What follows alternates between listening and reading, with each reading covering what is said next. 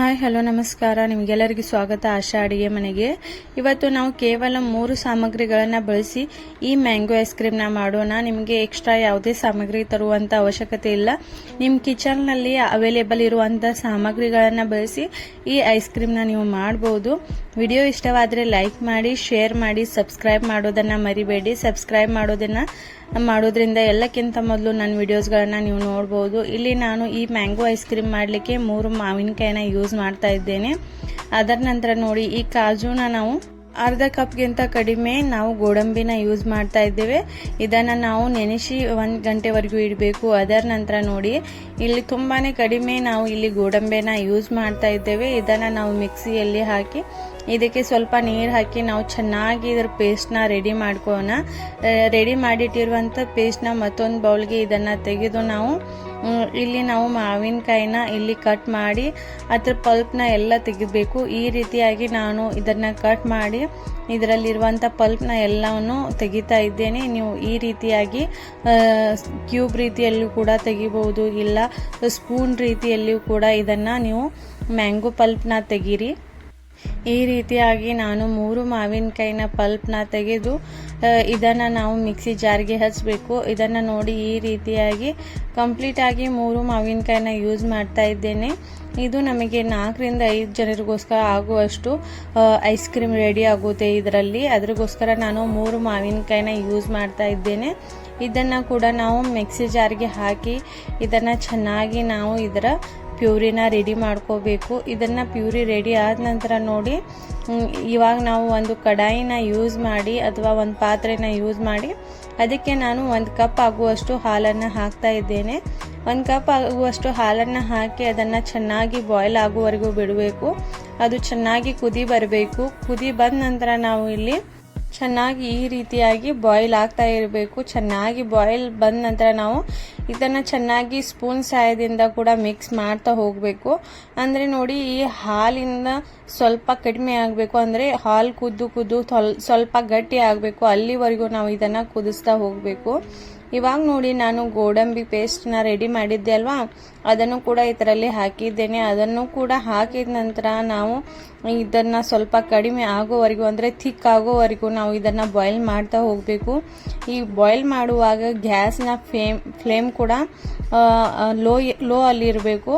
ಅದರ ನಂತರ ನೋಡಿ, ಸ್ವಲ್ಪ ಕಡಿಮೆ ಆದ ನಂತರ ನಾನು ಈ ಮ್ಯಾಂಗೋ ಜ್ಯೂಸ್ನ, ಅಂದರೆ ಮ್ಯಾಂಗೋನ ನಾವು ಮಿಕ್ಸಿಯಲ್ಲಿ ಸಣ್ಣ ಮಾಡಿದ್ವು ಅಲ್ವಾ, ಅದನ್ನು ನಾವು ಇದರಲ್ಲಿ ಹಾಕ್ತಾ ಇದ್ದೇನೆ.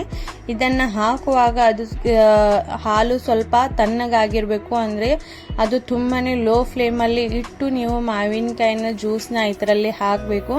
ಮಾವಿನಕಾಯಿ ಜ್ಯೂಸ್ನ ಹಾಕಿದ ನಂತರ ಕಂಟಿನ್ಯೂ ಆಗಿ ನೀವು ಈ ರೀತಿಯಾಗಿ ಸ್ಪೂನ್ ಸಹಾಯದಿಂದ ಅಥವಾ ಯಾವುದಾದ್ರೂ ಒಂದು ಚಮಚೆಯಿಂದ ಈ ರೀತಿಯಾಗಿ ಕಂಟಿನ್ಯೂ ಆಗಿ ನೀವು ತಿರುಗುತ್ತಾ ಹೋಗಬೇಕು. ಇದರಲ್ಲಿ ನೋಡ್ಬೋದು, ಕೆಲವೊಂದು ಇನ್ನೂ ಮಾವಿನಕಾಯಿ ಕ್ಯೂಬ್ಸ್ ಅದೇ ರೀತಿಯಲ್ಲಿದೆ, ಆದರೆ ಏನೂ ಪ್ರಾಬ್ಲಮ್ ಇಲ್ಲ. ನಾವು ಮತ್ತೆ ಅದನ್ನು ಮಿಕ್ಸಿಗೆ ಹಾಕಲೇಬೇಕು.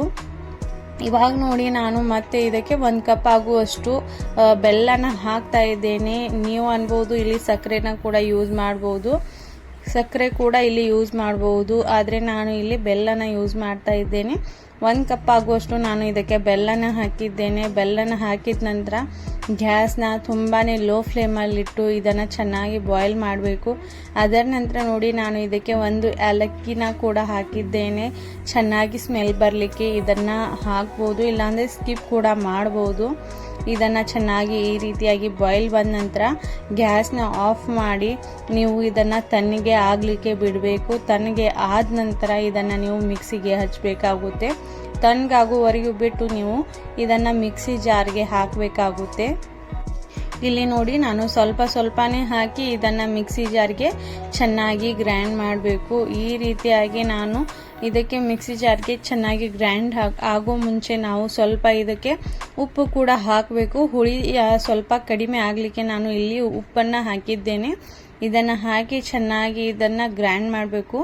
ಅದರ ನಂತರ ನೋಡಿ, ಅದನ್ನು ಸೈಡಲ್ಲಿ ಇಟ್ಟು ನಾವು ಮೇಲೆ ಹಾಕಲಿಕ್ಕೆ ಅಥವಾ ಅದರಲ್ಲಿ ಹಾಕಲಿಕ್ಕೆ ನಾವು ಇಲ್ಲಿ ಬಾದಾಮ್ನ ಇಲ್ಲಿ ಕಟ್ ಮಾಡ್ತಾ ಇದ್ದೇನೆ. ನೀವು ಬೇಕಾದರೆ ಗೋಡಂಬಿನ ಕೂಡ ಹಾಕ್ಬೋದು, ಇಲ್ಲಾಂದರೆ ಟೂಟಿ ಫ್ರೂಟಿ ಇದ್ರೆ ಮೇಲೆ ಡೆಕೋರ್ ಮಾಡಲಿಕ್ಕೆ ಹಾಕಬಹುದು. ಇದು ತುಂಬ ಆಪ್ಷನಲ್ ಇದೆ, ನೀವು ಬೇಕಂದರೆ ಹಾಕ್ಬೋದು, ಇಲ್ಲಾಂದರೆ ಸ್ಕಿಪ್ ಕೂಡ ಮಾಡ್ಬೋದು. ಇಲ್ಲಿ ನೋಡಿ ನಾನು ಏರ್ ಟೈಟ್ ಡಬ್ಬೆಯಲ್ಲಿ ಈ ರೀತಿಯಾಗಿ ಈ ಜ್ಯೂಸ್ನ ಕಂಪ್ಲೀಟ್ ಆಗಿ ಹಾಕ್ತಾ ಇದ್ದೇನೆ. ಇದನ್ನ ಹಾಕಿದ ನಂತರ ನಾವು ಇದನ್ನ ಡಬ್ಬೆನ ಚೆನ್ನಾಗಿ ನೆಲಕ್ಕೆ ಒಂದೆರಡು ಸರ್ತಿ ಟ್ಯಾಪ್ ಮಾಡಬೇಕು. ಅಂದ್ರೆ ಎಲ್ಲ ಕೂಡ ಈಕ್ವಲ್ ಅಲ್ಲಿ ಇರಬೇಕು, ಅದ್ರಗೋಸ್ಕರ ನಾವು ಟ್ಯಾಪ್ ಮಾಡಬೇಕು. ಅದರ ನಂತರ ನೋಡಿ ನಾನು ಇಲ್ಲಿ ಮೇಲಿಂದ ಈ ರೀತಿಯಾಗಿ ಬಾದಾಮ್ನ ಡೆಕೋರೇಟ್ ಮಾಡ್ತಾ ಇದ್ದೇನೆ.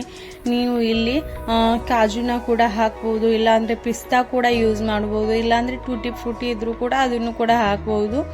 ಈ ರೀತಿ ಹಾಕಿ ನಾನು ಇದಕ್ಕೆ ಡಬ್ಬೆನ ಚೆನ್ನಾಗಿ ಮುಚ್ತಾ ಇದ್ದೇನೆ. ಇದು ಏರ್ ಟೈಟ್ ಕಂಟೈನರ್ ಇರಬೇಕು. ನೀವು ಸ್ಟೀಲ್ ಡಬ್ಬೆ ಯೂಸ್ ಮಾಡ್ತಾ ಇದ್ದೀರಾ ಅಂದ್ರೂ ಅದಕ್ಕೆ ಪ್ಲಾಸ್ಟಿಕ್ನ ಹಾಕಿ ಅದರ ನಂತರ ನೀವು ಫ್ರಿಜ್ ಅಲ್ಲಿ ಮಿನಿಮಮ್ ಆದ್ರೂ 5 ಗಂಟೆವರೆಗೂ ಇಟ್ಟು ಈ ರೀತಿಯಾಗಿ ನೀವು ಐಸ್ ಕ್ರೀಮ್ನ ರೆಡಿ ಮಾಡಬಹುದು. 5 ಗಂಟೆ ನಂತರ ನೋಡಿ ಈ ಐಸ್ ಕ್ರೀಮ್ ಚೆನ್ನಾಗಿ ರೆಡಿ ಆಗಿದೆ. ನೀವು ನೋಡ್ಬೋದು ಎಷ್ಟು ಚೆನ್ನಾಗಿ ಐಸ್ ಕ್ರೀಮ್ ರೆಡಿ ಆಗಿದೆ ಅಂತ.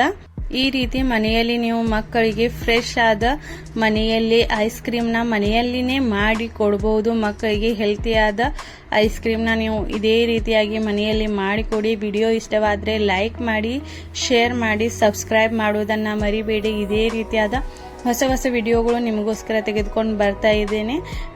ಐಸ್ ಕ್ರೀಮ್ ಯಾವ ರೀತಿ ರೆಡಿ ಆಗಿದೆ ಅಂತ ಕಮೆಂಟ್ ಮಾಡಿ ಹೇಳಿ. Thanks for watching this video. Thank you so much.